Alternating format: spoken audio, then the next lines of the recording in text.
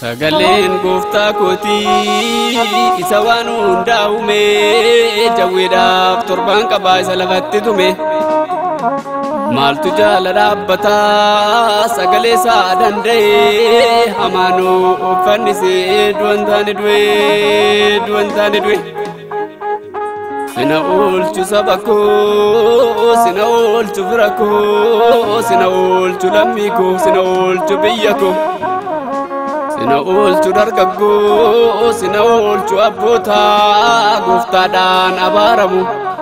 ijoollonni waaqayyoo maaliif gargarramu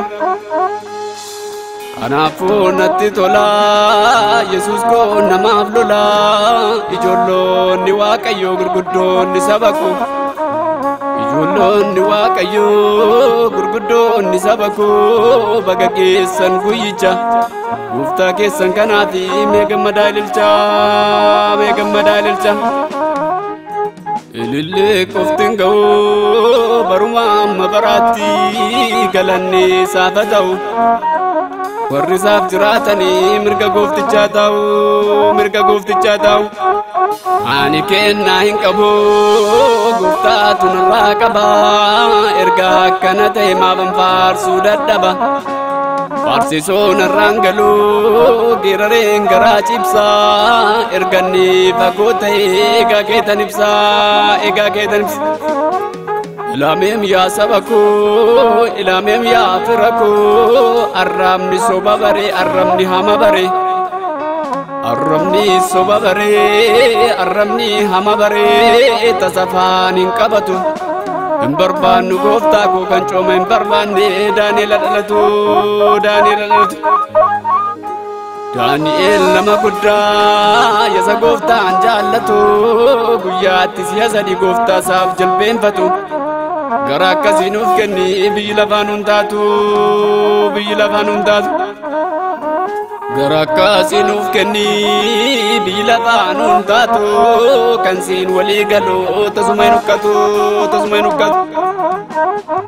manni isaa ol gaddeemnaan kan Daawitin guddate nama akka garaa kooti jedhee dhugaa isaaf laate anis barbaadeen nabee waaqa guddaa akkasii kottaatii dhaggeeffadhaa kan gamanaaf gamasi karaan dhugaan jireenyi gooftaa koo Yesuusi galataa dachaa dhibbaa mana koo keessaa qabaa gooftaan akkas naan jedhe kumucaa koo jalqabaa wanta xiqqoo ilaalte maaliif dinqisiifatta addunyaa kanaaf iyyuu eebba danuu saalaatta anaannaatti hin fakkaanne gaafa gooftaan dubbatu kunoo naan raajeffadhe gaafa ba'ee mul'atu baay'eetaa afaan qabatee olmaa gooftaa ilaalee godaanni isa hin qabu bakka Yesuus na yaale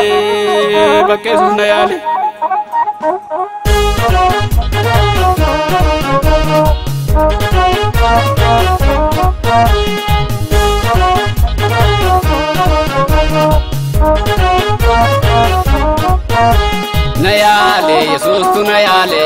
kunoo nan faarfadhaa olu taale na yaale Yesuus tu na yaale nan faarfadhaa kunoo olu taale sinoo maal jetture yaa saba koo dabalee laadhaaf galata koo sinoo maal jetture yaa saba koo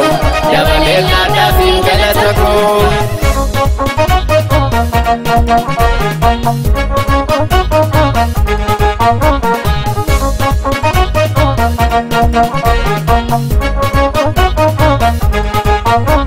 godaanni san qabu bakka inni na yaale ayyaanni isaa jireenya koo dhaale godaanni san qabu bakka inni na yaale ayyaanni isaa jireenya koo dhaale na yaale Yesuustu na yaale nan faarfadhaan kunoo olu taale sinoo maal jetture yaa saba koo dabalee laadhaaf galata koo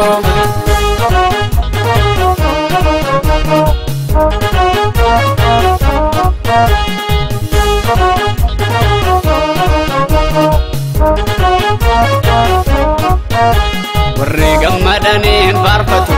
maasii gooftaa keessaa eebba nyaatu mana waaqaa dhaquun itti tola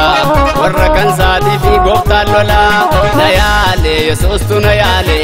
nan faarfadhaam kunoo olu taale sinuu maal jetture yaa saba koo dabalee laadhaafiin galata koo nan faarsa maqaa gooftaa nan cabsa baasa maal goona jallinni mana abbaa koo keessa nan faarsa maqaa gooftaa nan cabsa baasa maal goona jallinni mana abbaa koo keessa.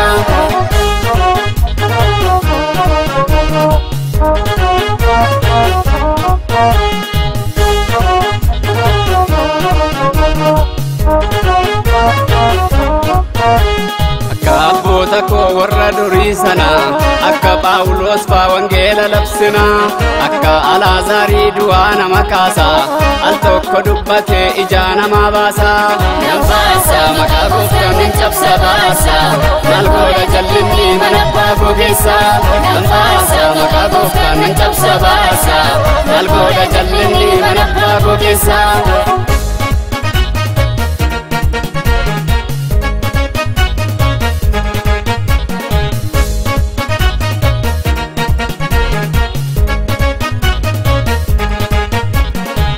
Jallaa sanaan al tokko murteesse gatii haadhayyeessaa dabareen tarreesse karoora jallinaa atoo waliin dhooftaa kalatansiin jedhaa hoo fudhadhu gooftaa nan faarsa maqaa gooftaa nan cabsa baasa maal goona jallinni mana abbaa koo keessa nan faarsa maqaa gooftaa nan cabsa baasa maal goona jallinni mana abbaa koo keessa.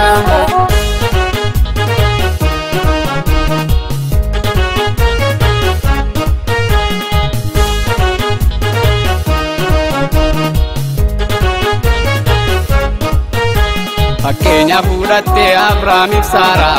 egaa nu qaqqabee kunoo eebbi jaraa sabaa waliin beeknee qomoo garaa garaa kunoo maqaa keetiin tokko taane har'aa nan faarsa maqaa gooftaa nan cabsa baasa maal goona jallinni mana abbaa koo keessa nan faarsa maqaa gooftaa nan cabsa baasa maal goona jallinni mana abbaa koo keessa.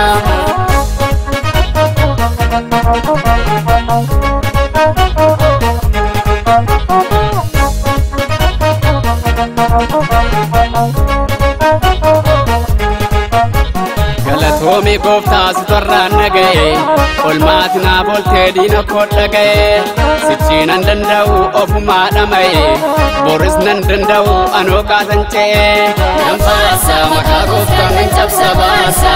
maal goona jallinni mana abbaa koo keessa nan faarsa maqaa gooftaa nan cabsa baasa maal goona jallinni mana abbaa koo keessa.